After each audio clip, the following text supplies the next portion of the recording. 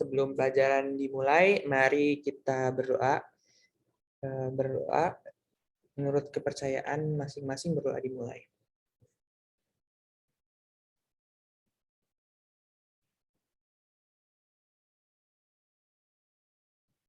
Berdoa selesai. Oke. Jadi hari ini tanggal 24 September ini kita bakal bahas IPA. Ya, khususnya sih IPA yang biologi ya. Jadinya kemarin tuh kalau di Sandal Ilmu dan emang materi kelas 9 itu kalau nggak salah sistem reproduksi manusia, hewan, terus tumbuhan, sama ada penurunan sifat. Benar gak itu kalian udah belajar itu semua atau ada yang misalnya belum dipelajarin? Udah, Kak. Udah, Kak. Ya, benar ya. Ya, jadinya dari materi itu kan ada tadi yang aku bilang kan reproduksinya itu secara umum kan ya ada reproduksi manusia, ada tumbuhan juga, ada hewan juga. Terus satu lagi ada tambahan yang pewarisan sifat yang apa hukum Mendel gitu-gitu. Mungkin kalian juga udah belajar. Nah, sekarang ini aku bakal share screen quizzes. Quizzes itu bukan kayak quiz gitu sih, kayak kalian cuman nanti ada soal-soal terus nanti soal yang ada aku bahas kayak gitu-gitu. Nah, dan ini tuh review materinya dari tadi materi-materi yang aku udah bilang gitu, reproduksi sama pewarisan sifat. Cuman kalau nggak salah lebih banyak pewarisan sifatnya sih gara-gara reproduksi itu udah agak sering dibahas kalau nggak salah di kelas Sandal Ilmu. Jadi kalau misalnya kalian mau lihat detailnya, misalnya ada yang bahas tentang sistem reproduksi manusia, ada drilling soalnya itu kalian bisa dilihat di YouTube juga. Nah ini kalau di sini aku review materi untuk semuanya, cuma sebagian besar tuh yang penurunan sifat gitu. Jadi ini aku izin share screen. Kalian silahkan join, kodenya 132.515. Ini aku copy ke Zoom chat juga.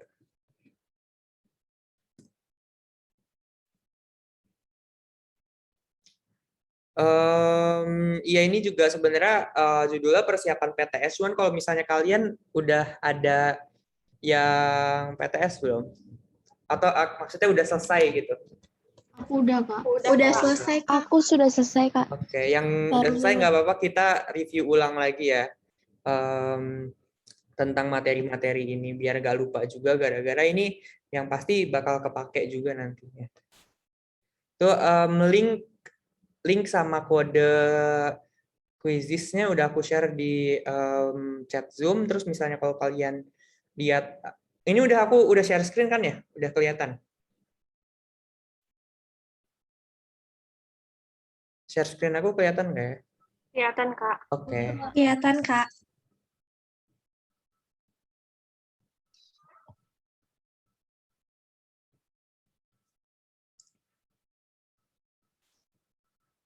Aku tunggu sampai 2 menit lagi deh. Biar pada join dulu. Nanti kalau misalnya kalian mau nanya beneran kayak misalnya bilang di chat juga nggak apa-apa. Nanti aku coba bakal berusaha ngeliat ke chat. Terus kalau misalnya mau langsung kedengaran di on mic juga nggak apa-apa. Nanti kalau misalnya pokoknya kalau misalnya mau nanya tinggal ngechat mau ke everyone, mau private chat ke Zoom aku juga nggak apa-apa. Terus kalau misalnya mau on mic juga nggak apa-apa gitu.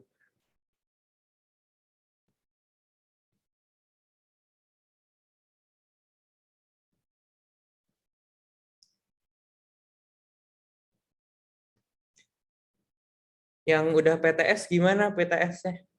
Materi apa aja PTS yang keluar? Terus susah nggak? Cuma reproduksi manusia, tumbuhan, sama hewan aja, Kak. Oh, oke. Ya udah berarti kalau yang lain gimana? Apa gitu juga? Sama kamu. Oke, berarti di sini tapi udah belajar tentang pewarisan sifat atau kayak udah masuk belum kelasnya di sekolah? Belum, Kak. Belum, Kak. Pewaris sifat belum. Kak. Oh, belum ya. Oke, jadinya kalau belum mungkin di sini aku juga sekalian bahas ya berarti. bahas tentang pewarisan sifat. Walaupun di sini emang banyaknya soal-soal pewarisan sifat, jadi nanti aku langsung bahas saja tentang pewarisan sifat itu. Oke, kita mulai. Mungkin karena kira kalian udah pada belajar yang pewarisan sifat, jadi kalau misalnya ada soal yang nggak bisa, udah nggak apa-apa, jawab aja dulu nanti karena kita bakal bahas sama-sama juga gitu. Oke, mau mulai ya.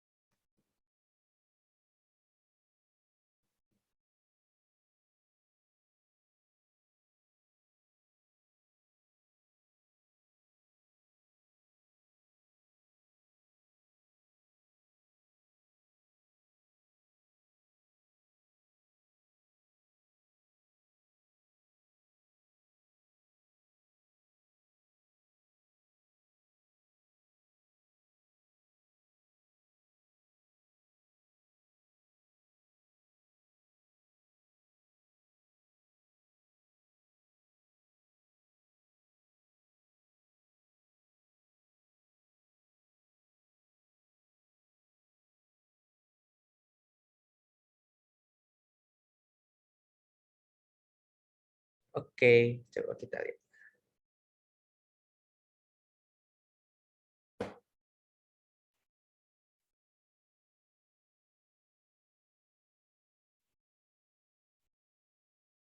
Oke, ini leaderboard dan kita coba lihat ya. Jadinya tadi tuh pertanyaannya adalah ilmuwan yang dikenal sebagai bapak genetika modern karena penemuannya di bidang genetik. Nah, ini pasti kalau misalnya kalian udah pernah dengar tentang pewarisan sifat atau udah belajar dikit lah, pasti kalian udah nggak asing gitu dengan nama Gregor Mendel. Nah, si Gregor Mendel ini menemukan hukum pewarisan, di mana itu dibilang kalau organisme itu menurunkan sifat dari misalnya ada dua organisme nih, dan organisme ini dua-duanya dikawinin. Nanti itu anaknya bakal mempunyai sifat yang mirip dengan bapak ibunya gitu. Nah, tapi di sini itu Gregor Mendel, ada yang tahu nggak? Gregor Mendel ini di percobaannya dia pakai tumbuhan apa? Kacang Kacang ercis. Iya, benar. Jadinya si Gregor Mendel, ini Gregor Mendel tuh sebenarnya dia bukan kayak saintis banget gitu, tapi sebenarnya dia tuh seorang, kalau nggak salah, kayak pendeta gitu. Cuman dia suka, kalau nggak salah dia suka berkebun gitu kan. Nah, terus mungkin dia tiba-tiba kepikiran gitu untuk melakukan percobaan ngilangin kacang ercis yang dia tumbuhin, yang dia rawat gitu. Dan ternyata dia menemukan sesuatu gitu yang namanya hukum pewarisan Mendel gitu.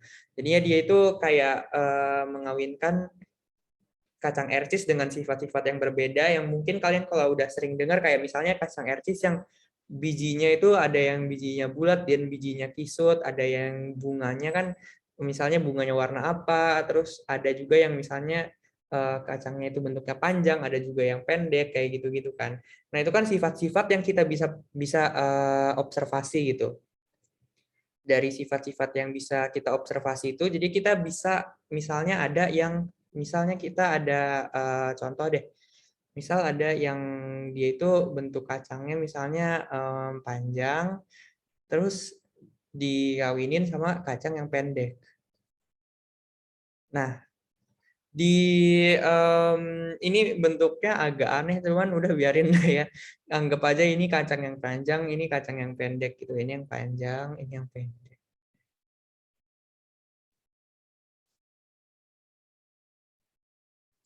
Nah, ternyata kalau misalnya ada tumbuhan yang dia itu sifatnya itu semua bijinya panjang, terus misalnya dikawinin sama yang sifatnya pendek, ternyata anakannya semuanya ini panjang gitu bijinya, bentuknya.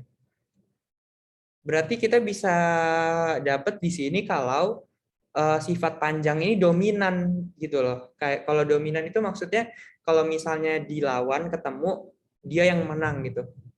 Gampangnya gitulah kalau istilah dominan.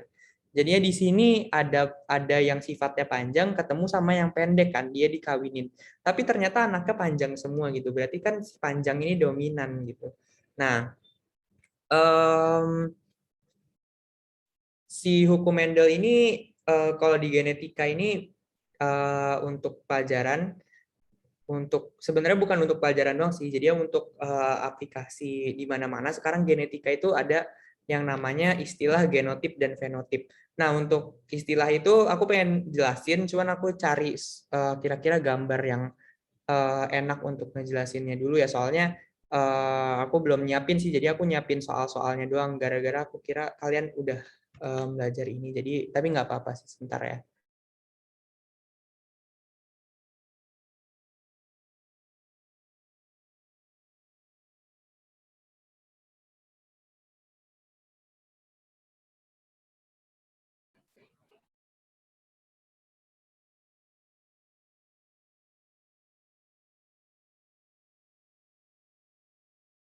Oke, di sini aku udah ada nemu nih gambar yang dia ini kayaknya lebih ke bunga ya. Jadinya oh ya, aku kayaknya belum jelasin tentang genetika nih. Jadinya ada cabang biologi yang namanya genetika. Ada yang tahu nggak genetika itu mempelajari tentang apa? Pewarisan sifat. Gimana? Pewarisan sifat.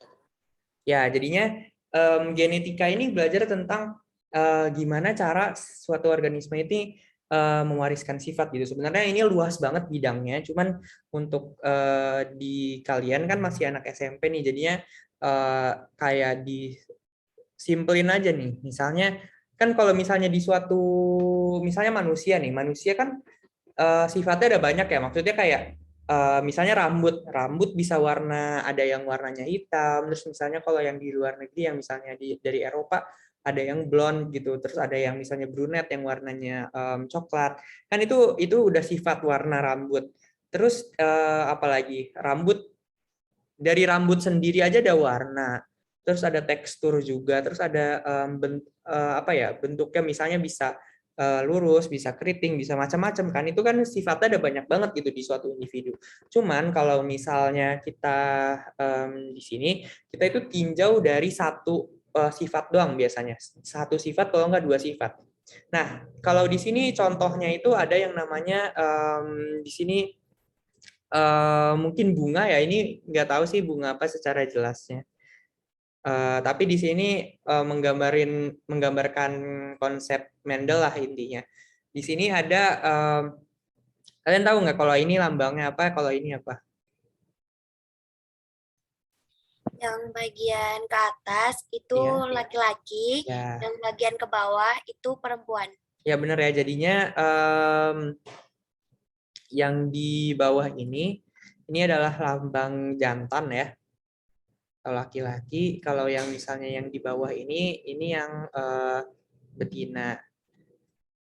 Terus di sini kalian udah tahu kan kalau organisme itu semua apa makhluk hidup yang misalnya dia bereproduksi secara generatif, dia itu bakal menghasilkan namanya gamet atau sel kelamin. Kalian tahu nggak sel kelamin kalau jantan namanya apa? Sel kalau betina apa? Kalau jantan itu benang sari. Ya, kalau di tumbuhan benang sari. Terus kalau Kalau yang di betinanya putik. iya, Kalau putik. itu alat kelaminnya ya. Jadinya kalau iya, Oke. jadi kalau misalnya sel kelaminnya itu kalau misal di sini namanya polen ya atau serbuk sarinya justru bukan Wow. benangnya, ya kan? Oke. Ya kalau misalnya tadi satu lagi kalau yang betina apa? Kok jadi lupa bentar. Putik. Alat kelaminnya, iya putik. Nah itu di dalam putiknya itu sebenarnya ada sel telur juga. Nah kalau misalnya di manusia kan gametnya apa kalau di manusia? Bunga. Jantan betina. Ovum dan sel sperma. Nah iya, ada yang namanya sel sperma dan sel ovum. Nah sel sperma dan sel ovum ini kan sel kelamin. Sel kelamin ini adalah sel yang kalau misalnya dia itu bertemu, dia itu akan bisa melakukan fertilisasi.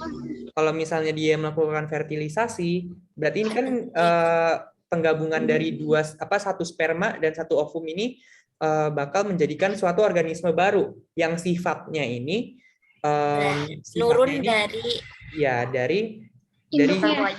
dari induknya ya, dari bapaknya atau enggak dari anak dari Bapaknya, ibunya gitu emaknya. kan. Iya. Dari sperma ataupun dari ovumnya. Nah, kan ovum dan sperma itu dari itu kan dari induknya gitu. Berarti ya kita anggap si induknya ini bisa apa ya? Ada sifat dari induknya yang ada di ovumnya, walaupun dia kan cuman ovum doang kan. Dia itu sebenarnya kalau ovum itu sifat yang ada di dalam ovum, DNA, kalian tahu DNA nggak? Tahu.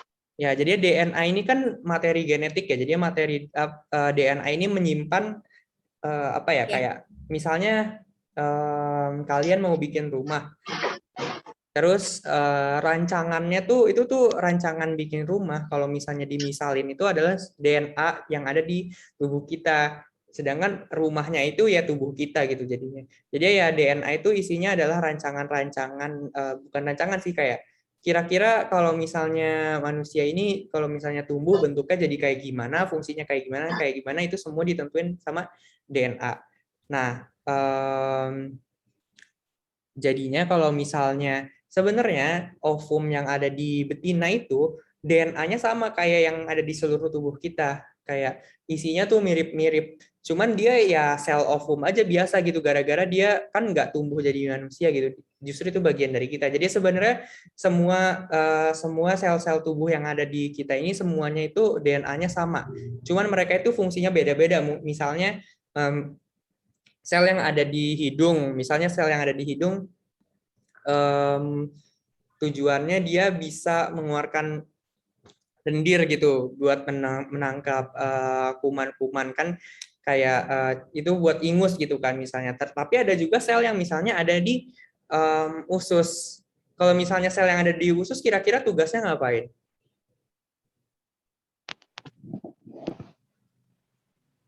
Kalau usus fungsinya apa usus? Ada yang ingat nggak sistem pencernaan?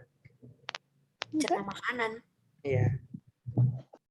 Kalau usus itu jadinya sebenarnya usus itu fungsinya kan untuk menyerap makanan kan. Ya. Jadinya berarti sel-sel yang ada di usus itu dia tugasnya untuk mencerna makanan. Walaupun dia fungsinya beda, tapi mereka itu punya DNA yang sama gitu. Tapi ya beda aja fungsinya. Nah, di sini kalau misalnya ada suatu individu itu kan mempunyai 2 kromosom ya. Ya. Satu pasang gitu. Untuk satu kromosom ada ada pasangannya. Nah, di sini tuh kita bisa misalin kalau ada yang namanya genotip. Ada yang namanya fenotip. Ada yang udah pernah dengar belum tentang genotip fenotip? Udah. Yang udah pernah dengar bisa coba jawab gak kira-kira genotip itu apa? Genotip itu sifat yang tampak. Kalau Yang fenotip tampak itu atau tidak sifat yang tampak? sebalik, fenotip itu yang tampak, itu yang fenotip secara yang fisik. tidak tampak. Iya, jadinya genotip ini adalah sifat yang tidak tampak. Tidak tampak. Kalau fenotip yang fisik. Kalau fenotip ini kelihatan gitu, tampak. Nah, kalau fenotip ini kan kita karena tampak ya kita bisa tahu dong, misalnya ini bunga nih warnanya apa? Ungu. Ini bunga warnanya apa? Putih, kayak gitu kan. Itu gara-gara ya kelihatan gitu. Kalau misalnya genotip, ada yang tahu nggak kita ngegambarin genotip tuh pakai apa gitu? Pakai huruf ya? Iya. Iya, jadinya kayak gini nih contohnya. Jadinya kalau misalnya dia warnanya, enggak, bentar, di yang ini aja nih. Yang ini. Ternyata kalau misalnya dia itu genotipnya kita tulis dengan B kecil, dia itu fenotipnya, ini kan ada tulisannya ya, genotip, genotip, ini fenotip gitu.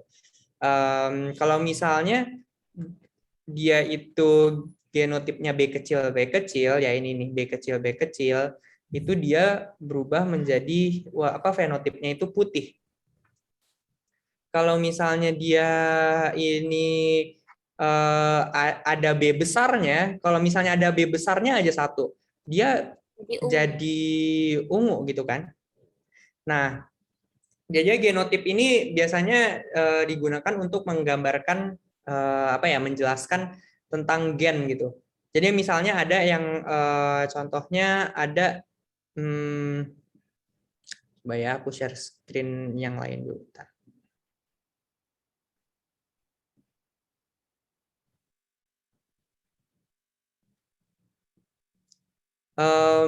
Ini share screen-nya sekarang whiteboard bukan?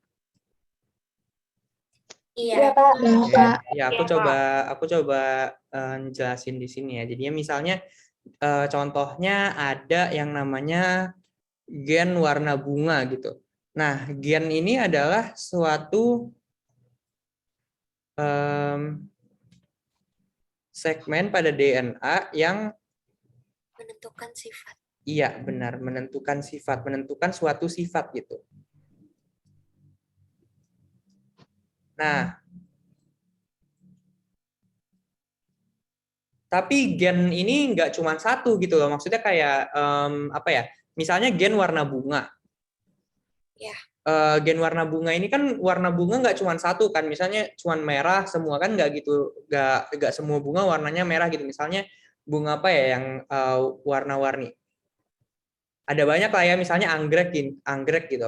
Anggrek kan warnanya macam-macam kan, ada yang warnanya kuning, ada yang warnanya apa kayak gitu.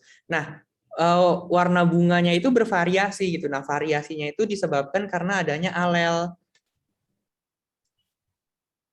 Nah, alel itu adalah misalnya ada gen warna bunganya, ini aku misalin warna bunga ini aku misalin namanya gen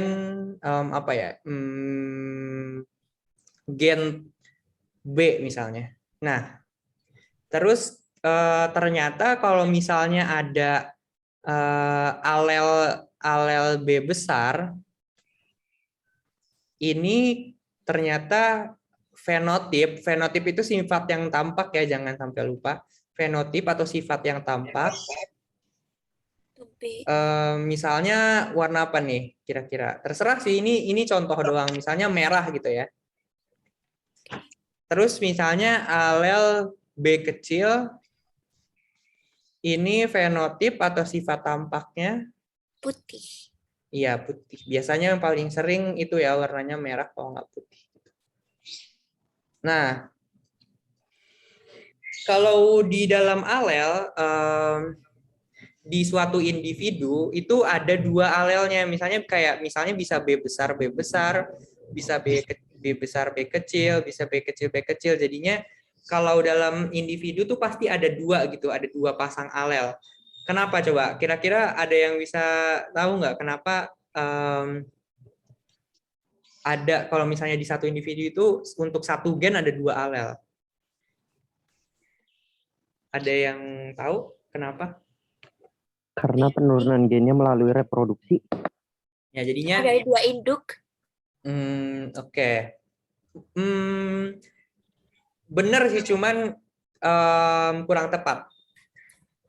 Sebenarnya benar. Karena intinya gini sih sebenarnya. Kalian tadi udah aku kasih tahu kan kalau misalnya untuk satu individu itu dia ada dua pasang kromosom kan? Ya. Nah, di dua pasang kromosom ini ada kromosom yang dari ibu misalnya. Ini ada kromosom yang dari ayahnya gitu kan kalau misalnya manusia. Nah, kromosom dari ibu dan kromosom sama ayah itu misalnya dia ini di dalam kromosom ini nih ada segmen nih, ada segmen, ada gen nih di sini nih. Yang warna pink ini ada gen.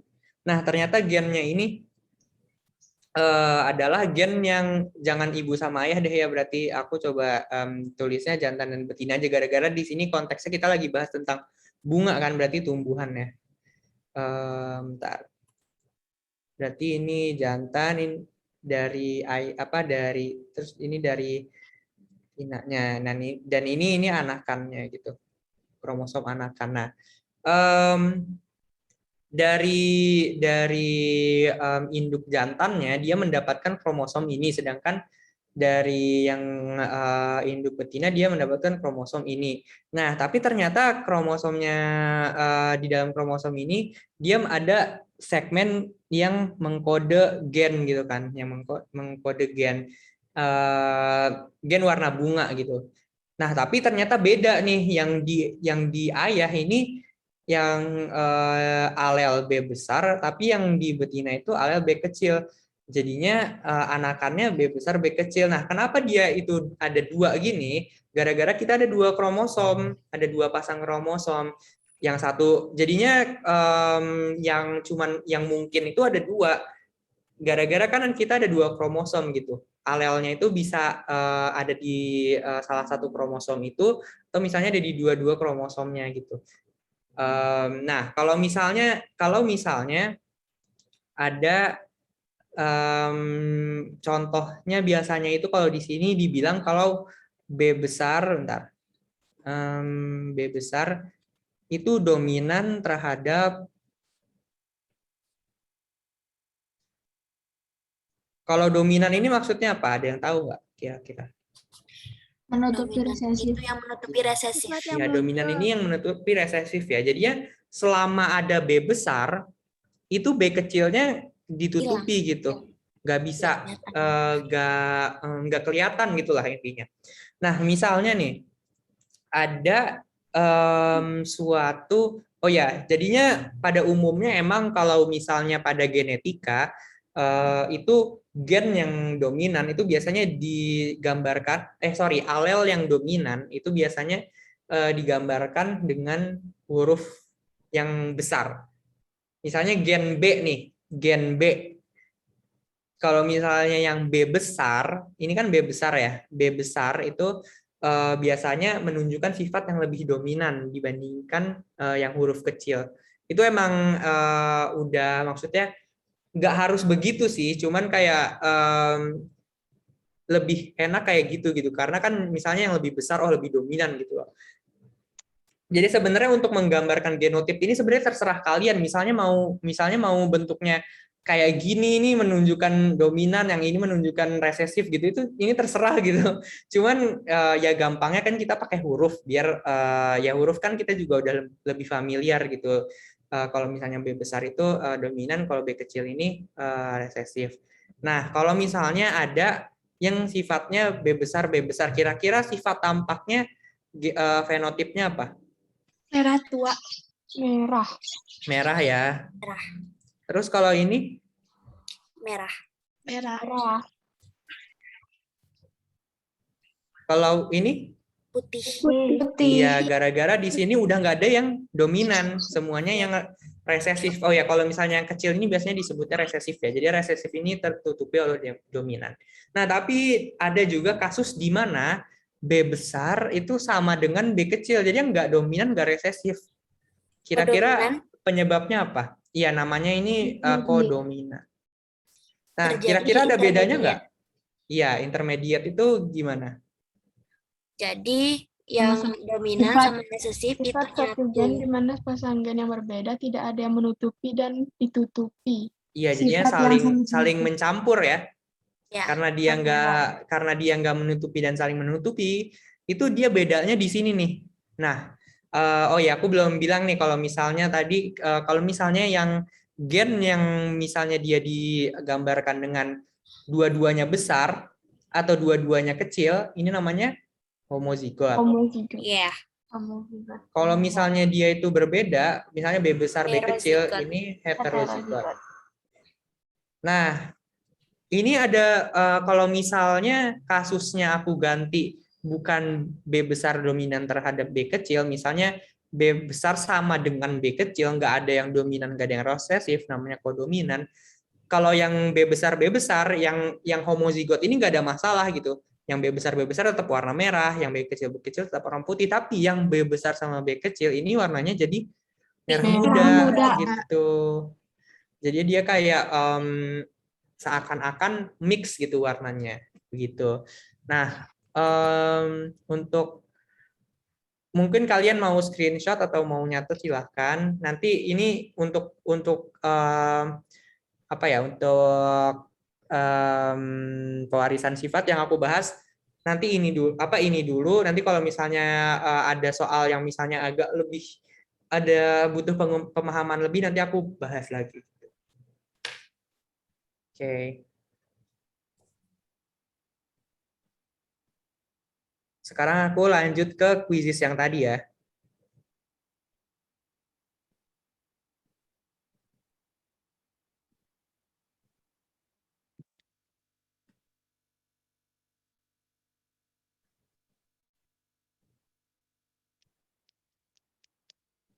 Sebentar. Quizzes.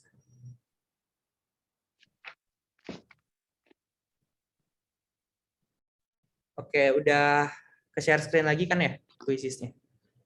Udah. Kak. Ya, oke. Jadinya yang tadi aku baru jelasin konsep-konsep genetika itu ditemukan sama si Mendel gara-gara dia iseng menyilang-nyilangkan si kacang ercis. Jadi dia kayak menemukan kayak misalnya kalau misalnya warna ini sifat ini ada tumbuhan dengan sifat ini disilangkan dengan sifat ini, ternyata anakannya kayak gini.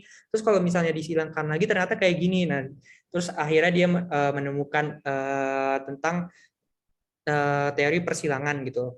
Nah, dia biasanya disebut dengan bapak genetika modern atau father of genetics gara-gara kontribusinya yang di bidang genetika. Oke, soal selanjutnya.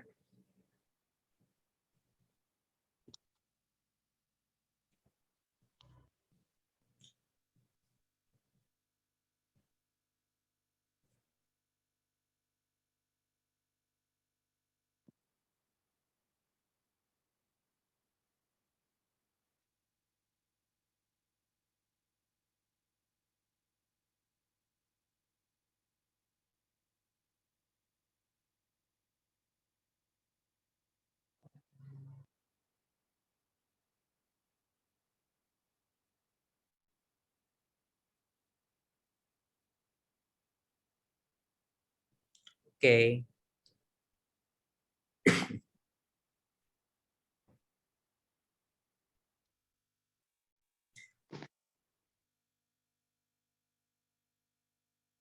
Oke, jadinya kebanyakan udah benar ya di sini.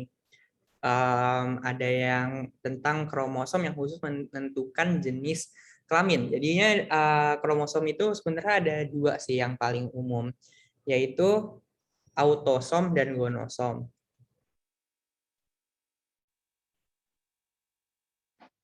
Kalau autosom ini adalah kromosom yang untuk apa? Yang menentukan fungsi-fungsi sih kayak biasanya disebutnya kromosom tubuh gitu. Terus kalau misalnya gonosom ini adalah contohnya kalau di manusia ada yang tahu nggak gonosom itu apa? Kan ada nama khususnya gitu. Kalau misalnya kromosom di autosom kayak misalnya kan contohnya cuman angka doang, kromosom 1, kromosom 2, 3 kayak gitu. Kalau gonosom ada nama khususnya, ada yang tahu nggak? Kalau misalnya di laki-laki apa-apa gitu. Kalau misalnya di perempuan kromosom XY sama kromosom XX. iya, jadi gonosom ini ada dua tipe ya kalau di manusia, X sama Y. Nah, ini gonosom ini adalah kromosom yang berfungsi untuk menentukan sifat kelamin gitu. Nah, contohnya pada perempuan. Kalau misalnya ada XX, ini kan kalau misalnya ada 2, jadinya dia perempuan. Kalau misalnya dia XY, ini jadi laki-laki. Jadinya dia yang menentukan gitu. Kromosom lain nggak menentukan. Yang menentukan ini cuma ini keberadaan X-nya ada berapa. Terus misalnya kalau misalnya dia ada XY, dia jadi apa. Kalau misalnya XX jadi apa. Nah, nanti kalau kalian misalnya penasaran lebih lanjut lagi, sebenarnya ini kan normalnya kayak gini ya. Tapi bisa terjadi yang namanya mutasi yang ada manusia yang XXY atau misalnya X doang gitu, X0. Jadi cuma X doang, ada cuma yang Y doang kayak gitu. Jadi macam-macam sih sebenarnya itu masuknya jadinya masuk penyakit genetik yang mungkin kalau misalnya kalian penasaran kalian bisa pelajari gitu. Tapi kalau untuk ini untuk menjawab ini kalian cuma perlu tahu gonosom dan autosom, di mana kromosom yang menentukan jenis kelamin itu namanya gonosom atau kromosom seks sebenarnya. Ya, aku lanjut.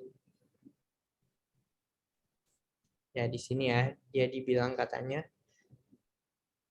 gonosom atau kromosom seks adalah kromosom yang menentukan apakah seorang itu pria atau wanita.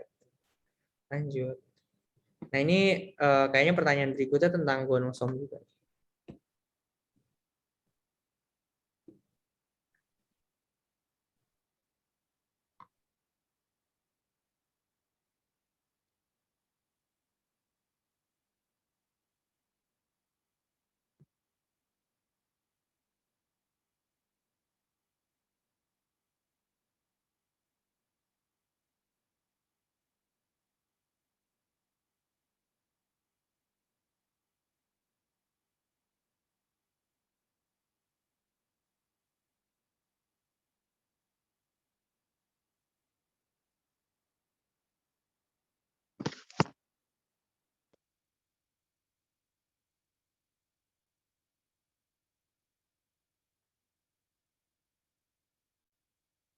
Oke, ini baru banget aku bahas bahkan jadinya kayaknya udah pada tahu ya tuh XX pada jawab. Nah, di sini ada yang namanya itu ya jadi jawabannya XX ya tadi aku udah bilang. Yang namanya itu karyotype ya. Karyotype ini sebenarnya kayak gambaran dari kromosom yang ada misalnya di laki-laki dan perempuan. Nah, di sini kayak bisa dilihat bedanya gitu. Di sini ada kromosom ada 23 pasang kan ya, 23 pasang. Dua-duanya autosom, satu pasangnya lagi gonosom gitu. Jadi kalian bisa lihat di sini kayak kromosom 1 itu kan kalau laki-laki sama perempuan ya mirip lah gitu loh, kayak nggak ada bedanya ukuran sama bentuknya. Sedangkan kalau misalnya di laki-laki ini ada yang namanya kromosom Y, dan kromosom Y ini ternyata lebih kecil dari kromosom X gitu. Jadi kalau misalnya dilihat gitu, kalau misalnya kayak diobservasi tentang kromosomnya, kalau misalnya yang laki-laki itu ada kromosom yang lebih kecil gitu, gara-gara kromosom yang lebih kecil ini kromosom Y gitu. Kalau yang perempuan kan harusnya sama gitu ukurannya dua-duanya ya, gara-gara ya sama-sama X gitu, jadinya ya harusnya sama. Sedangkan kalau laki-laki ini ada yang kecil kromosom Y gitu. Selanjutnya ya, ini kayaknya sistem reproduksi manusia nih.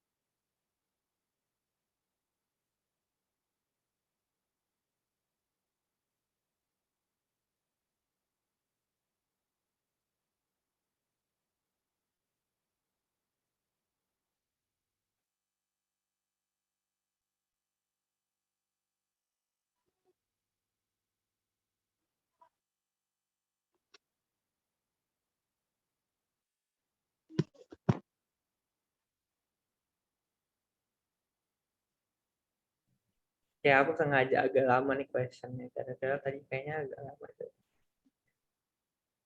Ya, coba kita lihat jawabannya.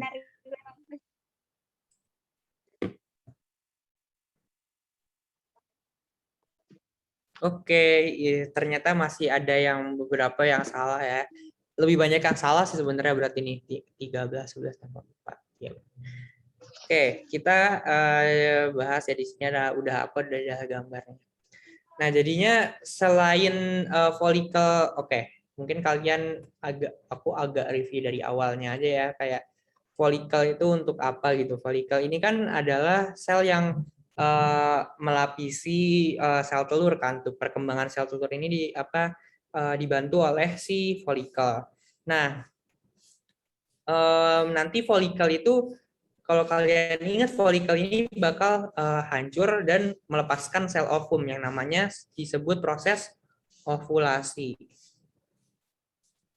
Nah, ovulasi itu kalian ingat gak dipicu sama hormon apa yang menyebabkan ovulasi? Hormon FSH. Ya, yang sebenarnya yang mendorong terjadinya ovulasi itu adalah hormon LH ya. Yang mendorong adanya ovulasi itu LH. Tapi LH ini juga distimulasi, yang meningkatkan LH itu si estrogen. Nah, jadinya selain dia folikel ini dia kayak menyediakan mungkin suatu lingkungan yang tumbuh yang optimal gitu untuk si ovum, dia itu juga menghasilkan estrogen. Nanti gara-gara kalau misalnya estrogennya tinggi, LH-nya kan juga tinggi kan, gara-gara estrogen ini memicu kenaikan dari LH. Dan kalau LH-nya tinggi juga nanti akhirnya ovulasi dan folikelnya hancur gitu. Jadi ini masuknya ke siklus menstruasi sih, tentang hormon-hormonnya. Oke, sekarang di sini kayaknya udah ada genetika gini. Kayaknya di sini agak susah.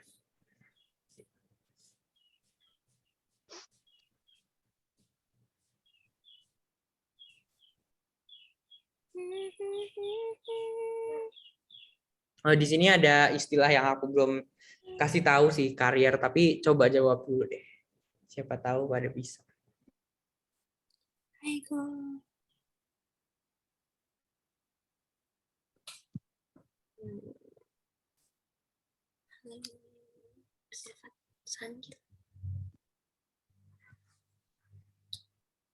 Karier. Ayo.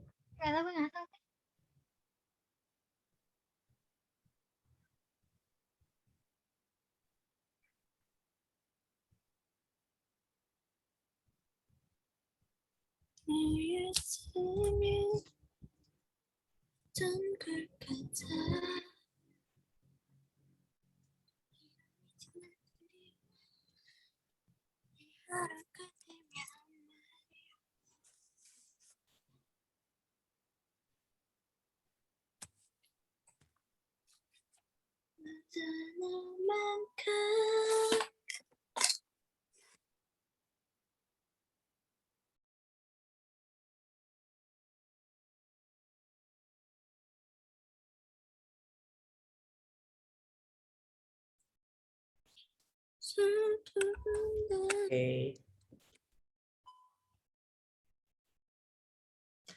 Kita lihat jawaban.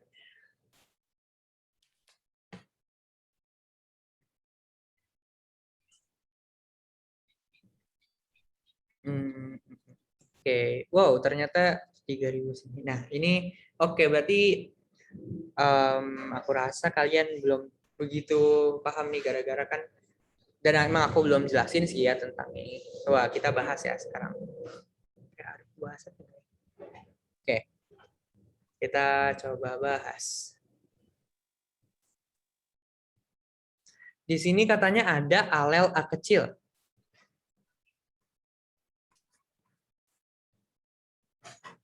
Alel A kecil yang sifatnya itu resesif.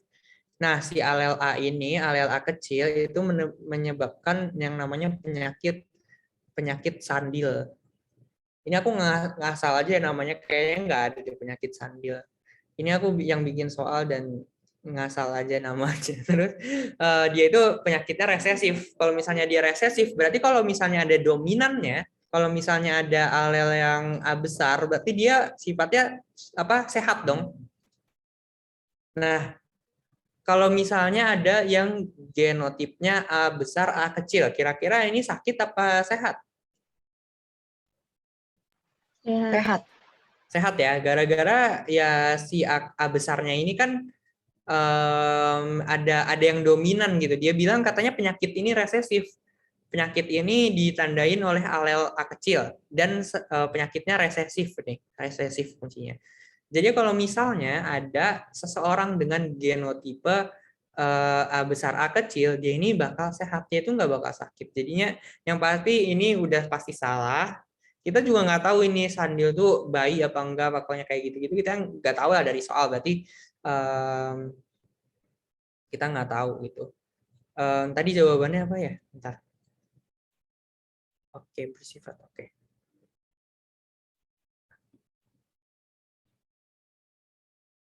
Terus kita coba, aku bakal kenalin kalian dengan salah satu istilah lagi namanya karier. Jadi ya karier ini adalah suatu individu yang dia itu sebenarnya sehat, tetapi membawa alel penyakit. Nah, kayak ini nih. Si A besar A kecil dia kan sehat ya. Dia sehat, tapi sebenarnya dia ada alel A kecil nih, ada si A kecil. Dan kita tahu dari soal katanya A kecil ini dapat menyebabkan penyakit. Jadinya kita bisa tahu kalau si A besar A kecilnya ini adalah karier gitu. Jadi kita di sini jawabannya adalah yang ini. Dia itu individu yang karier, dia itu membawa alel apa ya? Membawa alel penyakit, tapi dia itu tidak mengidap penyakit Sandil gitu. Jawabannya makanya yang paling tepat itu yang ini. Oke, lanjut ya.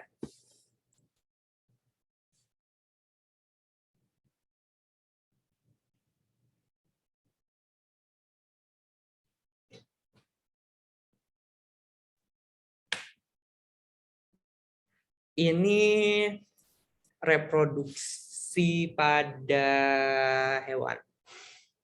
Maksudnya.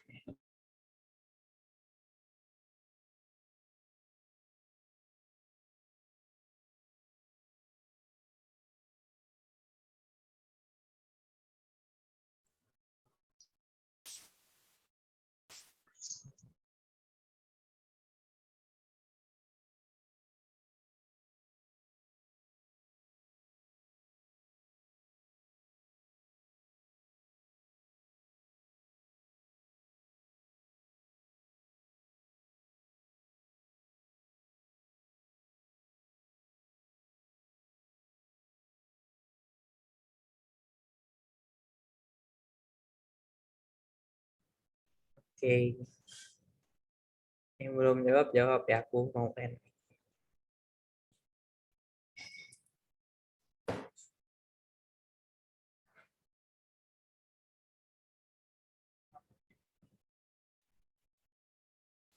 Yang paling tinggi si Asahi ini paling tinggi dari tadi. Oke. Nah, di sini ternyata banyak yang milih ovum lebah yang tidak dibuahi justru menjadi gumpalan sel dan mati gitu. Padahal jawabannya lebah jantan. Nah, coba kita sebelum aku ke pembahasan, ada yang tahu nggak ini nama fenomenanya apa? Parthenogenesis. Bener banget. Jadinya parthenogenesis ini bukan sesuatu yang terjadi di semua organisme gitu, tapi salah satunya terjadi di lebah. Di sini kayaknya ada gambarannya ya.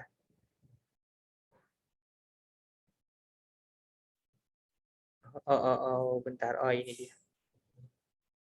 Nah, iya, ini dia gambarannya. Jadinya di sini ada kayak apa ya, kayak diagram lah gitu ceritanya. Di sini dia bilang ada queen honeybee atau ratu lebah gitu. Nah, ratu lebah dia menghasilkan ovum nih, 1, 2. Nah, kalau misalnya ovum ini dia ketemu sama sperma dari lebah pekerja atau lebah jantan, dia itu bakal ya terjadi fertilisasi dong. Kan ini ovum sama ini kan yang satu ovum, yang satu sperma. Jadi kalau misalnya ketemu ya terjadi fertilisasi gitu kan. Nah, fertilisasi ini akan menyebabkan ternyata pokoknya intinya kalau dia ini, kalau misalnya ovum dan sperma ketemu, dia itu pasti jadi female gitu. Jadi lebah betina. Nah, Ini kalau misalnya di manusia kan ditentuinnya itu X, Y gitu yang tadi aku udah bahas. Tapi ternyata di lebah nih beda lagi nih. Kalau misalnya kelamin itu ternyata ditentuin sama dibuahi atau tidaknya ovum gitu. Kalau misalnya ovumnya itu tidak dibuahi, kayak ya udah gitu si honeybee-nya, si ratu lebahnya itu cuman keluar telur doang gitu, tapi nggak dibuahi, ya dia jadi jantan. Sedangkan kalau misalnya dia terjadi fertilisasi itu dia jadi betina. Jadi nah dari betina ini kalau misalnya dia dikasih makan royal jelly itu jadi ratu, kalau misalnya nggak dikasih makan dia jadi worker biasa, jadi lebah pekerja biasa. Nah ini kalau misalnya kalian mau tahu lebih lanjut tentang kayak apa ya, lebah tuh kan ada ratunya, kira-kira ratunya tuh ngapain gitu. Misalnya kalian pengen tahu terus pekerja-pekerjanya itu pekerja-pekerjanya disuruh apa sama ratunya apa gimana. Kalau kalian mau tahu searching-searching aja gitu, karena ya agak seru, lumayan seru juga gitu untuk dipelajarin kan. Gara-gara terus ini sesuatu yang unik juga, ada partenogenesis. Gara-gara partenogenesis nggak terjadi di semua makhluk hidup itu. Oke, lanjut ya. Oh, tahu ada yang mau nanya nggak sejauh ini tentang partenogenesis atau tentang kayak sebelum-sebelumnya, ada yang masih bingung sebelum kita lanjut? Kak, royal jelly itu apa? Oke, royal jelly ini kayak sebenarnya kalau lebah pada umumnya kan makan itu kan kayak makan dari bunga-bungaan. Nah, sebenarnya royal jelly ini mirip-mirip, cuman aku juga kurang tahu jelasnya sih. Cuman royal jelly ini kayak dibuat komposisinya berbeda, sehingga kalau si royal jelly-nya ini dikasih ke suatu lalat betina, itu bakal tumbuh ke apa ya, jadi ratu gitu, jadi ratu lebah. Nah, royal jelly ini biasanya baru dikasih makan apabila ratu lebahnya itu udah nggak ada gitu. Jadi ya emang kalau dalam satu koloni lebah itu cuman ada satu ratu, dan ya itu royal, kalau misalnya udah nggak ada si ratunya, baru ada kayak ada yang ditunjuk lah gitu, ditunjuk salah satu yang betina, salah satu lebah betina yang diberikan royal jelly. Aku nggak tahu sih, pokoknya komposisinya itu yang jelas gimana, cuman dia itu emang kayak special type of jelly mungkin ya, bentuknya mungkin kayak jelly gitu. Sebenarnya ya kayak makanan-makanan pada apa lebah pada umumnya, tapi ada komposisi-komposisi yang dibikin sama lebah, mungkin dikumpulkan sama lebah-lebah yang lain untuk dimakan sama suatu lebah betina tertentu, yang dimana lebah betina itu bakal tumbuh menjadi ratu apabila dia makan si royal jelly kayak gitu. Oke, Kak, makasih. Yang lain ada yang mau bertanya nggak tentang apapun yang sebelum-sebelumnya juga kalau misalnya kalian? Kalau enggak, aku lanjut ya. Ups.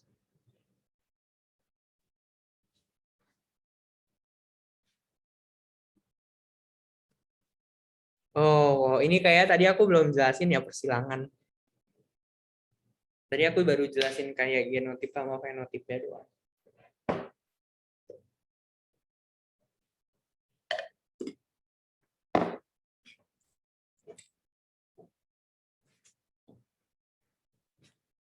Kayaknya aku nggak bakal lama-lama nih di pertanyaan ini, gara-gara aku emang tadi belum ngejelasin juga. Jadi kalau misalnya kalian mau jawab dan emang udah tahu, jawab aja dulu.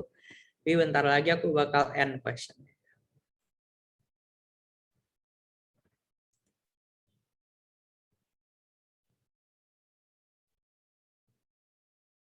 Ya, aku end ya.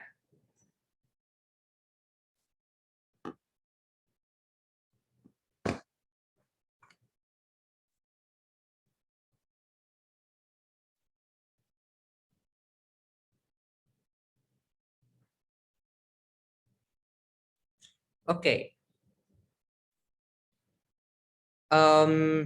Jadinya sekarang aku bakal ngebahas yang namanya persilangan.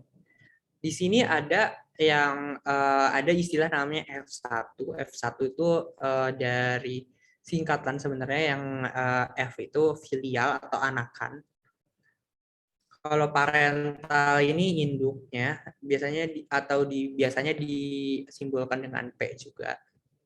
Nah, di sini dia dibilang kalau induknya itu ada yang M besar, M besar disilangkan dengan yang M kecil sama M kecil. Nah, caranya kita tahu yang hasilnya itu gimana? Oh ya, sebentar. Tapi ini bukan gini doang ya, katanya hasil persilangan antar F1 jadinya anak dari M besar sama ini ngehasilin F1. Tapi F1-nya ini disilangin lagi sama F1. Ini maksud soalnya tuh kayak gitu. Jadi ini kalian harus sebenarnya udah agak lumayan susah ya. Jadi kayak harus 2 kali persilangan gitu. Nah, kita pelan-pelan dari yang awal. M besar disilangkan dengan M kecil. Nah, untuk menentukan kalau misalnya dia itu hasil persilangannya gimana, itu kalian harus buat gametnya dulu. Jadi misalnya nih, ada yang gamet ini. Gamet dari suatu individu heterozigot ini bisa M kecil, bisa M besar. Sedangkan kalau misalnya M besar sama M besar, ini kan cuman M besar doang gitu kan. Kalau misalnya ini dipisah, ini cuman kalau dipisah kan yang satu M besar, yang satu M besar gitu, nggak ada bedanya. Tapi kalau misalnya dia heterozigot, yaitu M besar sama M kecil. Nah, berarti kita tulis dulu di sini. Ini kan parental, terus di sini kita tulis gamet. Nah, gametnya itu yang dari ini kan yang mungkin berarti M besar doang kan, gara-gara dua-duanya M besar. Terus kalau yang dari dari M kecil juga M kecil doang. Nah, berarti M besar ketemu sama M kecil.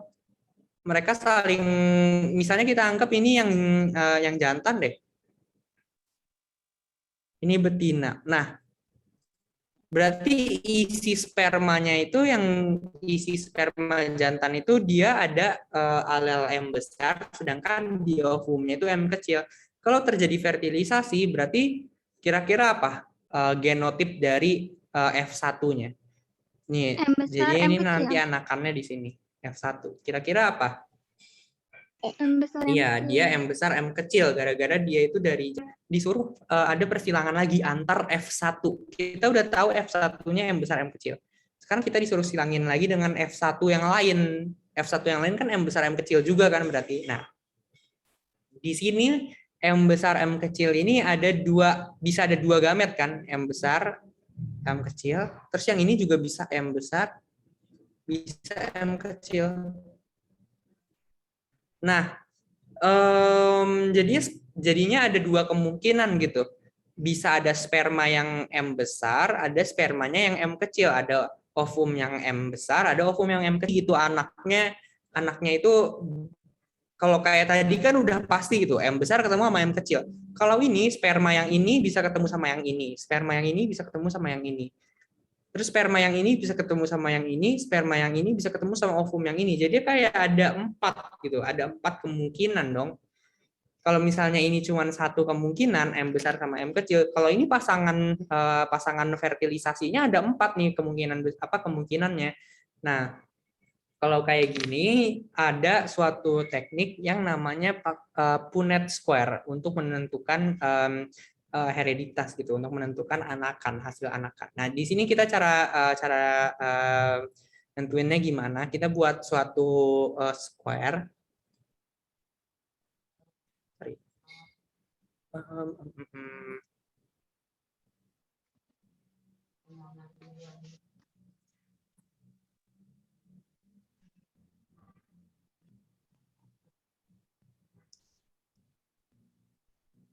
Di sini ada M besar sama M kecil.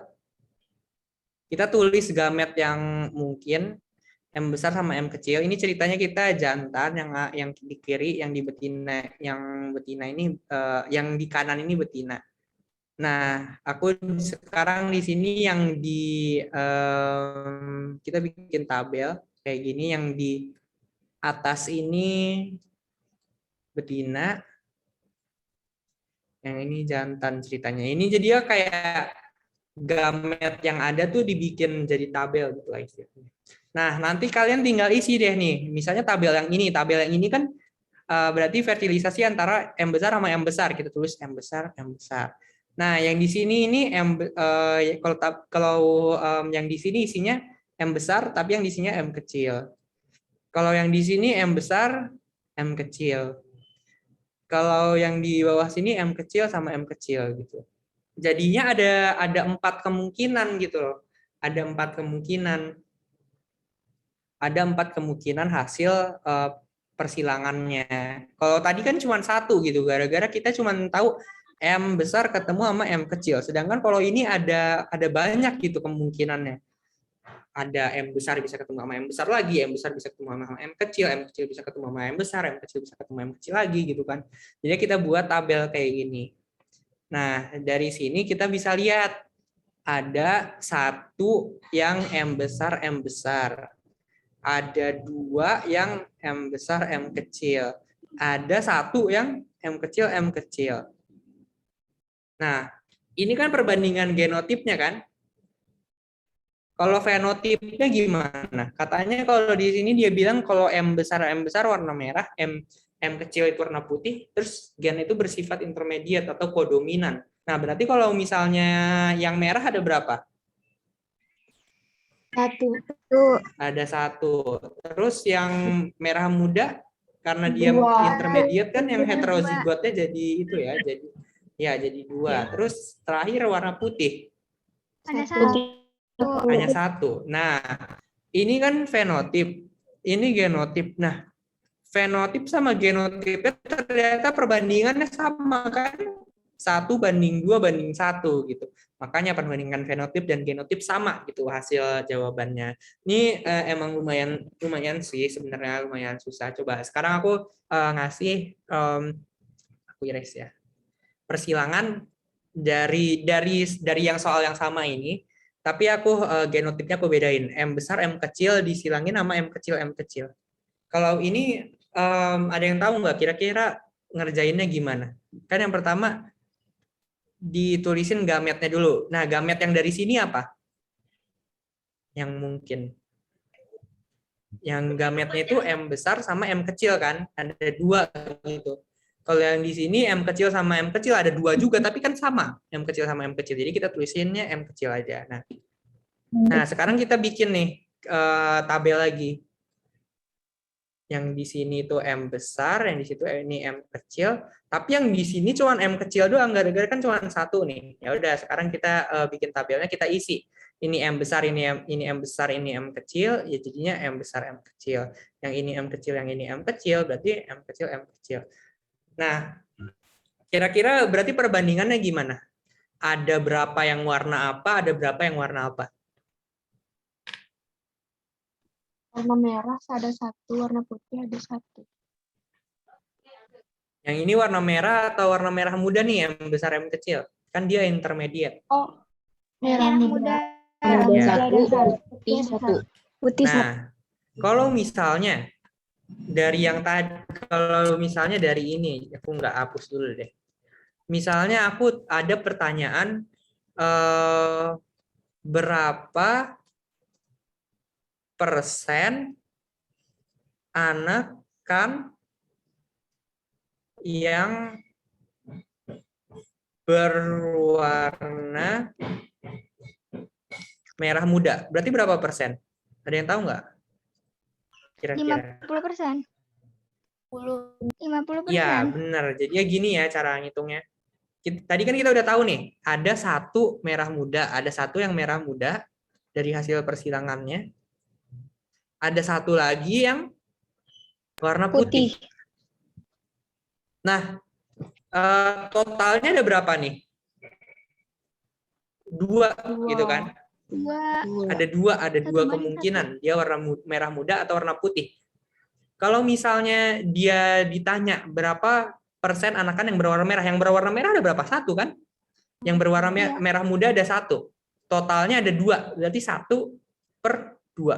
1/2 kalau dijadiin persen 50%. Iya, benar. Nah, kalau misalnya yang berapa persen yang warna merah? Jawabannya apa kira-kira? Yang berwarna merah. Nggak ada dong, ya kan? Iya. Ada cuman merah muda sama warna putih doang kan ya. Berarti jawabannya 0% gitu. Kalau yang warna putih 50%. 50% juga. Jadi karena perbandingannya kan 1:1 gitu kan. Jadi kalau misalnya yang satu 50%, yang satu 50%. Begitu ya. Oke, kita coba lanjut.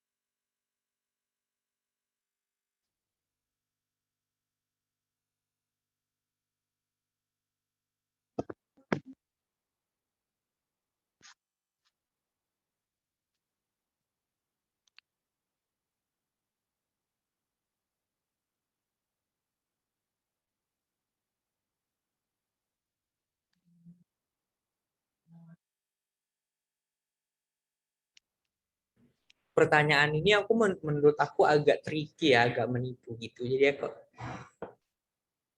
kalau kalian bisa jawab lumayan hebat juga.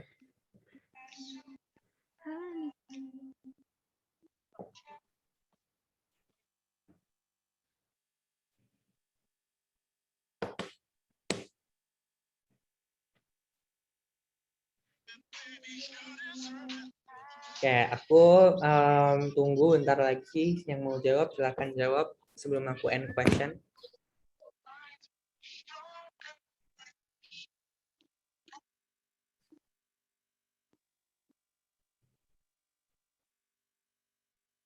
Oke, aku end ya. 1, 2, 3. Oke. Mampu salah.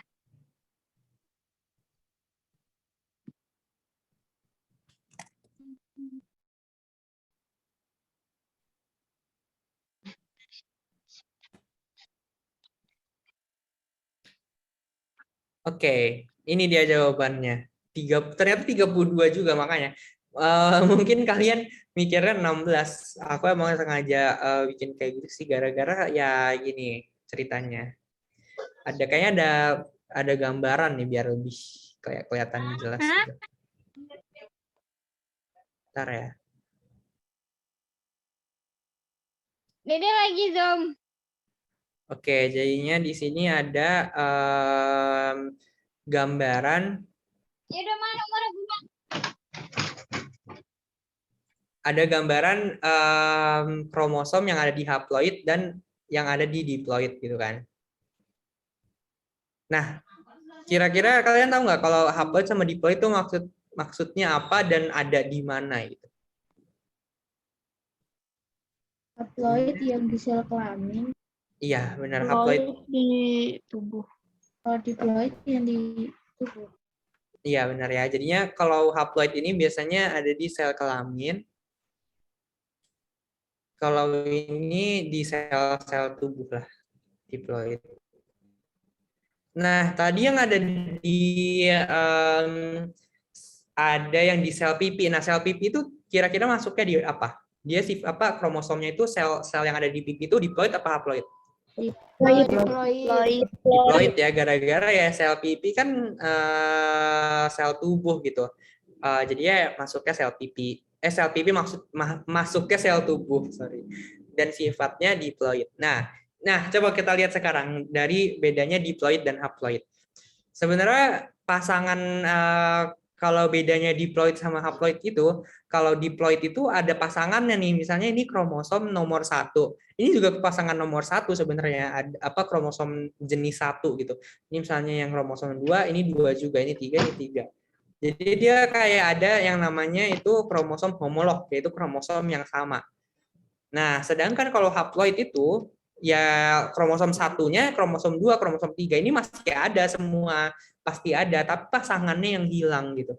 Jadinya kalau di haploid itu bukan yang misalnya yang tiganya jadi hilang gitu, tapi pasangannya gitu, pasangannya yang hilang. Nah, sekarang tadi di soalnya itu dia dibilang ada tiga, bentar apa ya? Oh, diketahui terdapat 32 pasang kromosom pada sel pipis suatu organisme. Kalau di ovum itu berapa? Kalau ovum itu berarti masuknya sel kelamin gitu. Dibilang kalau tadi itu ada sorry,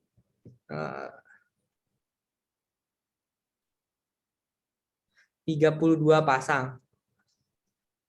Kalau 32 pasang kan sebenarnya ada 64 kromosom kan berarti. Ya kan? Karena ada di dalam diploid ada 32 pasang. Berarti ada 64 kromosom sebenarnya jumlah totalnya. Kan ini pasangan 1, pasangan 2, pasangan 3, pasangan 4 sampai pasangan 32. Berarti kan totalnya 32 kali 2 sama dengan 64. Sedangkan kalau misalnya di ovum yang haploid, kira-kira dari 32 pasang itu ada 64 kromosom. Terus kalau misalnya di haploid kan pasangannya hilang kan. Berarti dari 64 yang ada total yang ada di diploid dibagi 2, hasilnya 32 gitu. Jadi kalau yang di diploid itu adalah pasangnya 32 pasang, tapi kalau di haploid ini cuma ada 32 doang gitu, 32 kromosom. Gara-gara kalau di diploid ini dibilangnya 32 pasang, ya sebenarnya jumlah keseluruhan itu 64. Tapi kalau di haploid ini nggak ada pasangannya, jadi cuma 32 gitu. Oke, kita lanjut ya.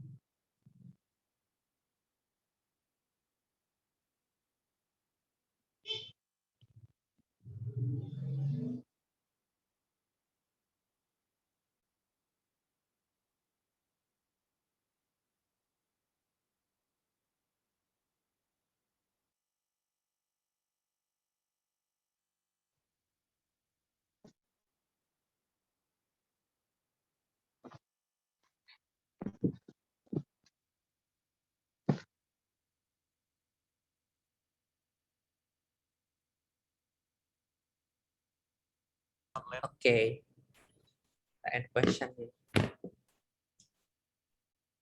Ini masuknya reproduksi pada hewan. Oke, ini kebanyakan udah pada bener ya.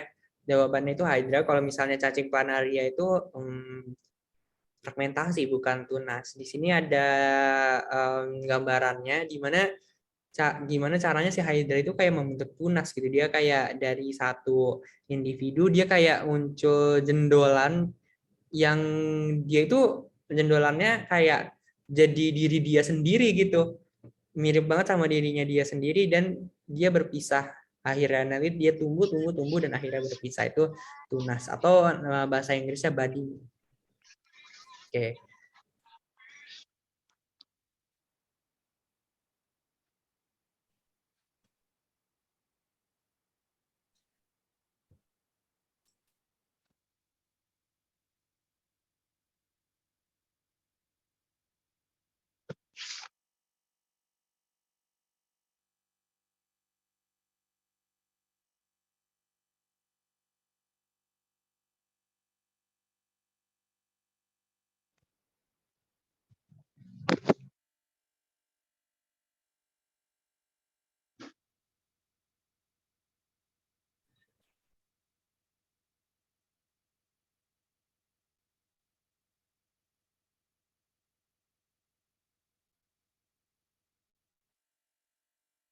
Oke, aku yang question bentar lagi ya.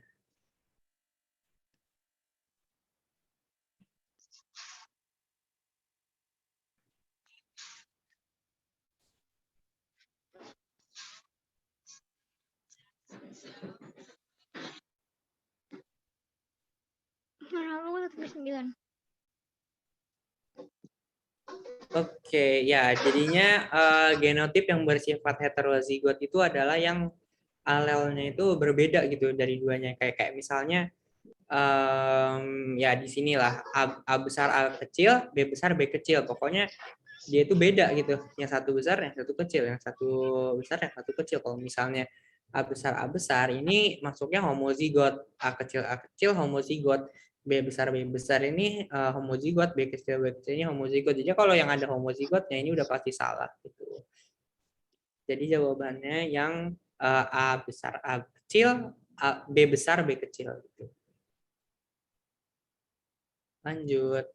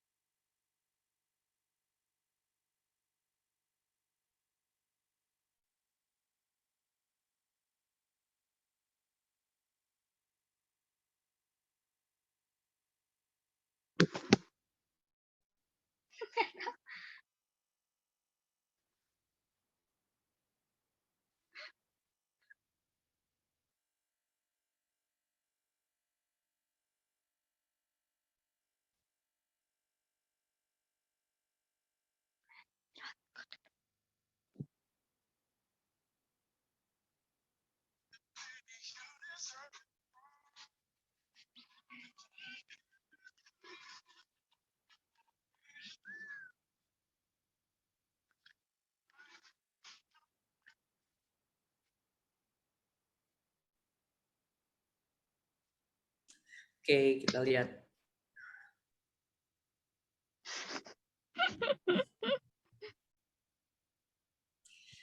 Jawabannya oke, udah pada benar ya, tapi aku ada pembahasan nih.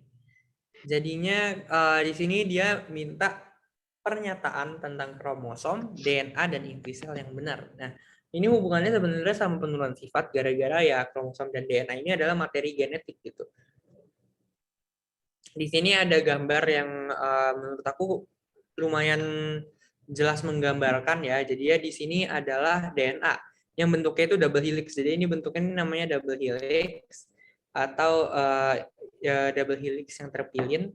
Terus DNA ini ternyata bisa apa ya?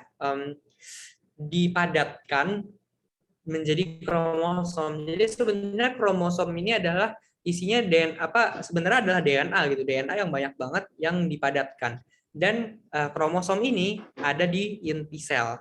Jadi ya jawabannya yang tadi ya, DNA itu berbentuk double helix lalu dibentuk menjadi kromosom dan kromosom itu ada di dalam inti sel begitu. Selanjutnya.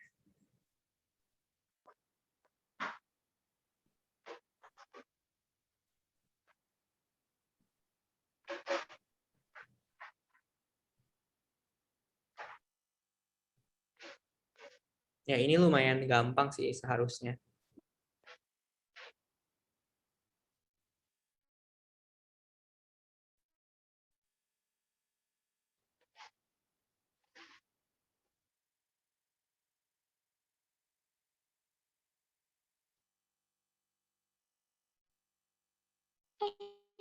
Anjrit.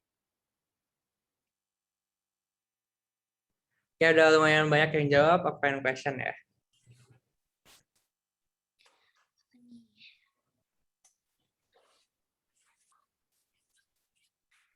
Orang kan.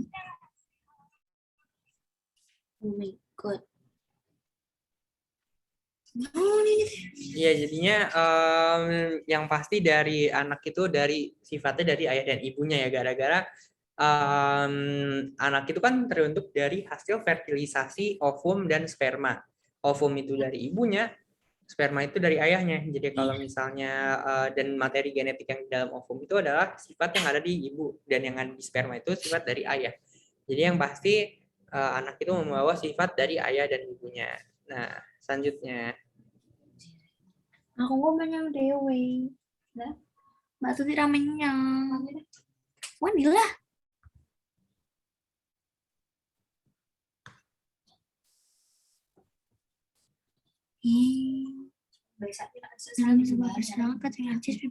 Wah, ini persilangan udah 2 sifat dan aku kayaknya tadi belum apa nerangin sih. Cuman coba kalian jawab dulu deh.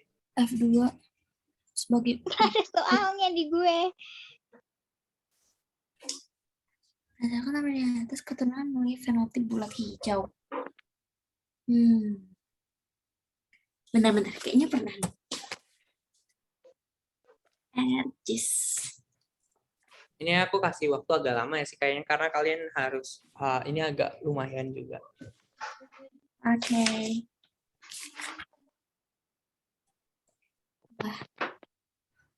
Bulat hijau. Itu berarti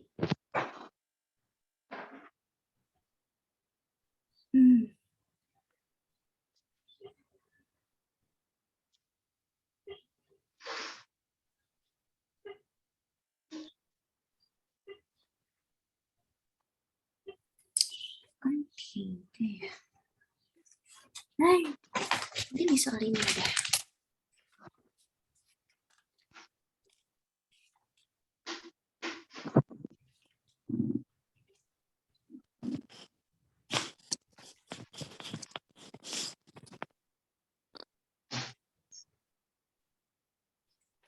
Nomor ini. Terus 8.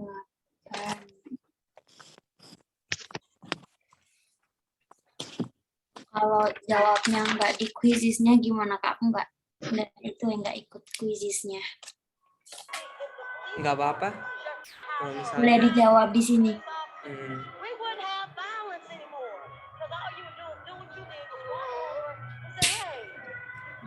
Jawabnya yang ini.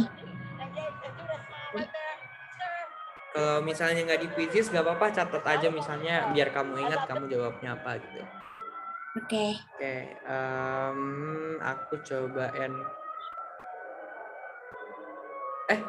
Kok sebentar. Oh.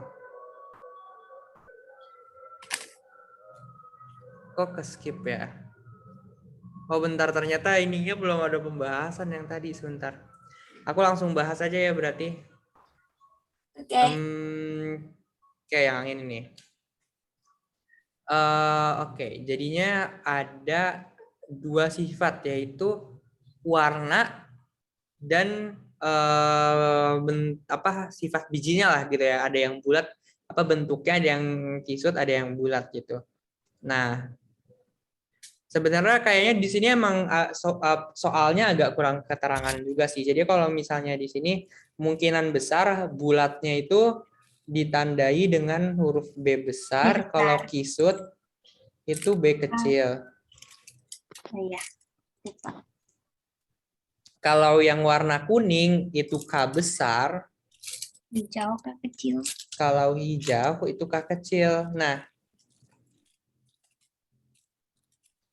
kalau misalnya dia nanya yang fenotip bulat hijau, berarti Yang B. Dia itu harus ada B besarnya. Tapi yang ini mau B besar atau B besar B kecil ini kan sama-sama bulat. Iya. Ini bulat. Ini kalau yang B-nya harus kayak gini. Kalau mau kuning, kalau mau hijau, berarti dia harus K kecil K kecil. Double. Ya, berarti pokoknya kita tinggal lihat aja kira-kira yang dari sini yang mana nih yang kayak gitu. Tadi jawab, kalau nggak salah kita belum tadi ada jawabannya, jadi kita coba langsung kerjain ya. Kalau misalnya kalau satu ini kan B besar, terus ketemu sama B besar kan, B besar, K besar gitu yang ada di sini. Nah kalau kayak gini, ini nggak memenuhi kan, harusnya kan kalau misalnya kalau dia mau hijau itu kan harus K kecil, sedangkan di sini K besar. Berarti yang ada satunya ini udah pasti salah. Karena kalau yang ini justru jadinya bulat dan bulat dan kuning harusnya ya, bukan hijau. Iya. Berarti yang satu ini salah, yang udah ada satunya ini udah pasti salah nih. Sekarang kita lihat yang membedakan nih, misalnya yang nomor 2. Yang nomor 2 itu B besar, K besar, K kecil. Ini juga salah kan? Karena masih ada K besarnya, yang diminta harus K kecil sama K kecil. Berarti jawabannya yang B kemungkinan besar. Ini coba ya kita lihat yang 6. Yang 6 itu B besar, K kecil. Berarti benar kan? Yang Iya. ininya bulat, yang ininya hijau. Terus 8. Yang 8 B besar, B kecil, K kecil. Benar juga, ininya hijau, ininya bulat gitu. Yang 14 juga harusnya gitu. Begitu ya kalau misalnya mau yang persilangan antara dua sifat ya, kalian nggak usah bingung, kalian lihat aja satu-satu dari sifatnya. Oke. Nah, sebenarnya masih ada pertanyaan lagi yang bisa dibahas, cuman gara-gara waktunya ini udah jam segini, jadi kita harus cukupkan dulu.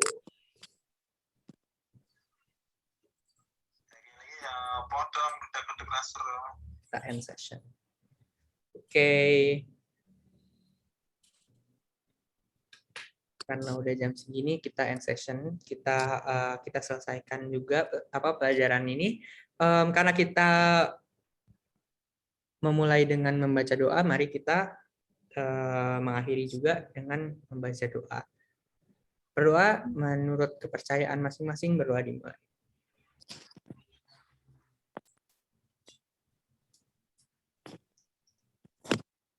Berdoa selesai. Oke, makasih ya semua yang udah datang. Makasih juga Kak. Makasih juga, Kak. Makasih, Kak. Juga Kak.